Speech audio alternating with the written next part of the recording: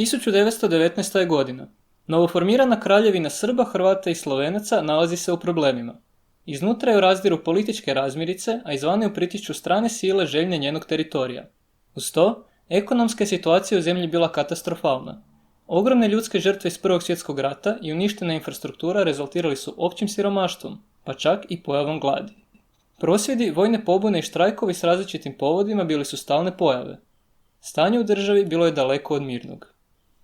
U ovu su se kaotičnu situaciju miješali i komunisti. Još krajem 1918. u kraljevinu SHS počeli su se vraćati jugoslavenski komunisti iz mlade Sovjetske Rusije. Ti su komunisti preuzeli svoje revolucionarne ideje od ruskih komunista, boljševika, tijekom Oktobarske revolucije 1917. kojom je uspostavljena Sovjetska republika. Sada su ti komunisti napuštali Rusiju s namjerom da i u svojoj domovini podignu revolucionarni ustanak. Komunisti povratnici iz Rusije odmah su po povratku počeli stvarati svoju ilegalnu organizaciju. Prva ilegalna grupa bila formirana u Zagrebu krajem 1918. i mreža ilegalnih komunističkih organizacija ubrzo se proširila po čitavoj Hrvatskoj i Bosni i Hercegovini. Nije dugo trebalo da se stvore i kontakti sa srbijanskim komunistima, nakon čega se ovaj pokret učvrstio i u Srbiji. Komunisti su se povezivali s radnicima i vojnicima, ali i s vodećim lijevim intelektualcima, poput Augusta Cesarca i Miroslava Krleže.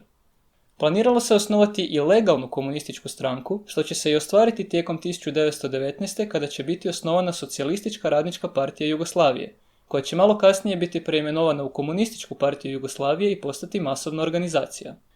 Međutim, situacija nije izgledala povoljno za ustanak. Kraljevska je vlast ipak bila presnažna, a Sovjetska je Rusija bila predaleko da bi mogla pružiti ikakvu smislenu pomoć. No to se sve promijenilo kada su u ožujku 1919. u susjednoj Mađarskoj vlast preuzeli tamošnji komunisti i uspostavili Mađarsku Sovjetsku republiku. Sada je na samim granicama kraljevine SHS postojala snažna revolucionarna država koja je mogla pomoći jugoslavenskim komunistima da pokrenu svoj ustanak. Kao veza između mađarskih i jugoslavenskih komunista poslužio je Alfred Diamantstein, siromašni zagrebački Židov koji je spletom okolnosti završio u Budimpešti u trenutku uspostave Mađarske Sovjetske republike. Diamantstein je bio misteriozan lik maglovite prošlosti, toliko misteriozan da mu nismo mogli naći ni sliku. Diamantstein je organizirao prebacivanje uputa, novca i propagandnog materijala iz Mađarske u kraljevinu SHS i bio je u stalnom kontaktu s ilegalnim komunističkim grupama. S vremenom je počeo dobivati bitne funkcije i u samom jugoslavenskom pokretu. Kada su se komunisti povezali s kapetanom kraljevske vojske Josipom Mezgerom i uputili ga u svoje planove o ustanku, s njime vezu održavao upravo Alfred Diamantstein. A to nije bila mala stvar. Mezgerovi vojnici trebali su odigrati bitnu ulogu u ustanku.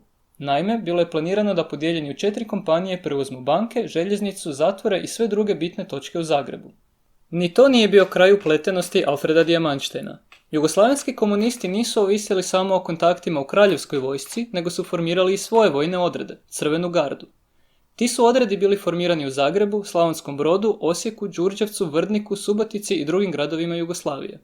Vezu između rukovodstva ilegalne komunističke organizacije i jedinica Crvene garde održavao je Alfred Diamantstein.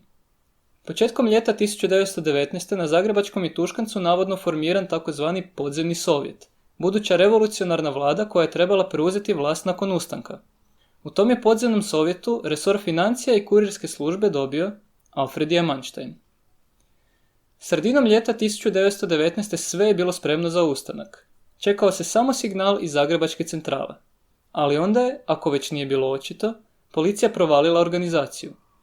Bilo je dovoljno da jedan čovjek ne izdrži policijsko ispitivanje i time uništi čitavu organizaciju. Jedan čovjek. Alfred Diamantstein.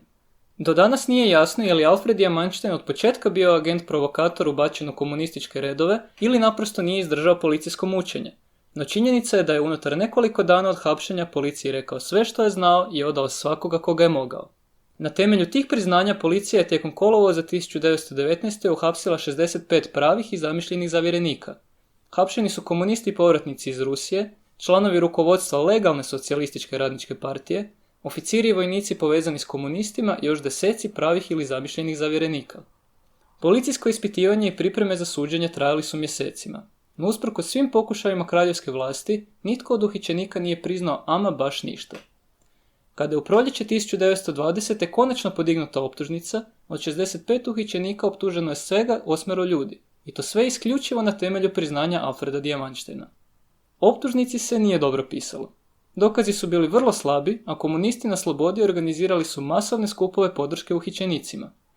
Miroslav Krleža, koji nije bio uhićen, iako je njegov časopis Plamen bio spominjan u optužnici jer je dobivao financijska sredstva iz Sovjetske Mađarske, početkom suđenja je napisao: od cijele te revolucionarne zavere, koja je htjela da minira Jugoslaviju, ostao je jedan degenerisani kreten, gospodin Diamantštajn, koji se hvali da mu je obećano za njegov častan posao 10.000 dinara ako dobro obavi svoju rabotu.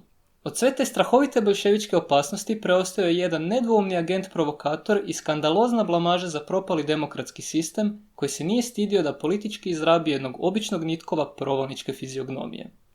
Suđenje je trajalo kratko i završilo je kao apsolutni neuspjeh za kraljevske vlasti. Svega je 3 ljudi, uključujući Diamantštejna, osuđeno na vrlo kratke kazne zatvora, dok su ostali oslobođeni. Afera Diamantštajn, kako je postala poznata, rezultirala je potpunim trijumfom za mladi komunistički pokret. Iako je optužnica bila utemeljena u stvarnosti, to se na sudu nije moglo dokazati.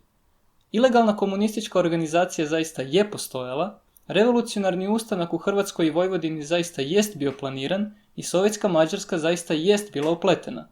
Diamantštajn je govorio istinu, ali u vlasti nisu mogle ničime potkrijepiti. No to nije bio kraj sukoba između kraljevskog režima i komunista.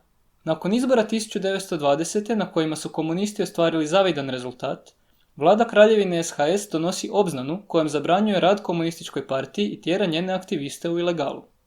I na kraju, što se dogodilo s protagonistom naše priče?